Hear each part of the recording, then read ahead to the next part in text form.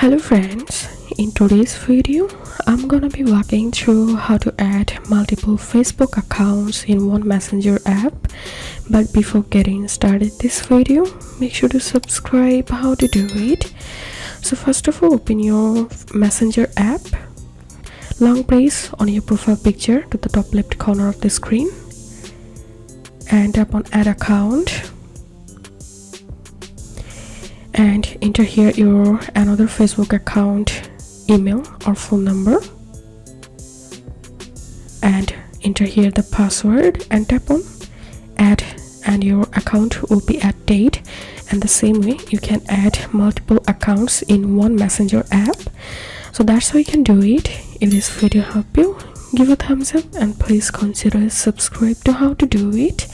Thank you for watching.